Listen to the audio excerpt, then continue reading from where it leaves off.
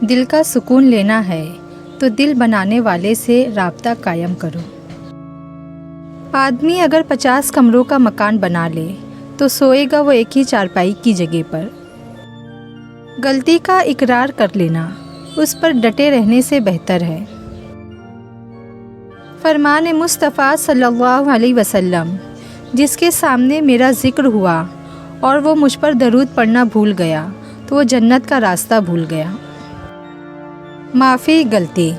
اپنی زندگی میں 2 دروازے ہمیشہ کھلے رکھے، ایک اپنی غلطی ماننے کا، دوسرا لوگوں کو معاف کرنے کا۔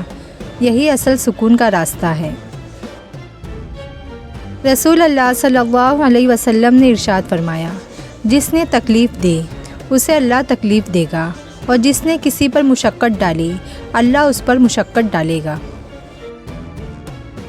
اس وقت تک کسی کے گنہگار ہونے کا طعنہ نہ دو جب تک تمہیں یقین نہ ہو جائے کہ تمہارے اپنے گناہ بخشے جا چکے ہیں۔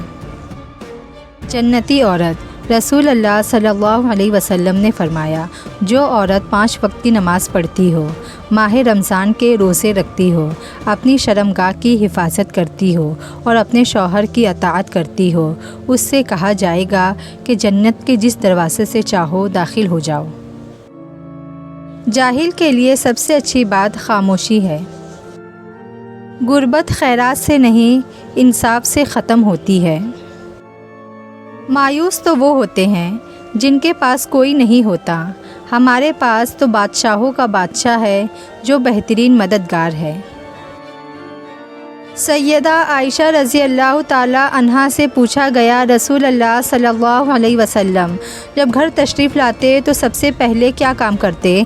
انہوں نے فرمایا، مسواک۔ انسان خود عظیم نہیں ہوتا، اس کا کردار اس کو عظیم بناتا ہے غالب۔ دنیا والے چہرے اور مال دیکھتے ہیں، عرش والا دل اور اعمال دیکھتا ہے۔ صرف قربانی کا جانور بے عیب ہونا ضروری نہیں، بلکہ جس مال سے خریدا جائے وہ مال بھی بے عیب ہونا ضروری ہے۔ کچھ رشتے اللہ تعالیٰ خود ختم کرواتا ہے تاکہ ہماری زندگی خراب نہ ہو سکے۔ بے شک وہ جو کرتا ہے بہتر کرتا ہے۔ دنیا کی ہر چیز کا نعم البدل مل سکتا ہے، مگر ماں کا کوئی نعم البدل نہیں۔ اگر بنا نماز پڑھے تمہاری زندگی صحیح اور اچھی چل رہی ہے تو تمہیں زیادہ ڈرنے کی ضرورت ہے، کیونکہ ہو سکتا ہے اللہ نے تمہیں آخرت کے بدلے میں اس دنیا کا عارضی سکون عطا کر دیا ہو۔ جہاں پانی گرتا ہے وہاں سبزہ اگتا ہے، جہاں آنسو گرتے ہیں وہاں رب کی رحمت اترتی ہے۔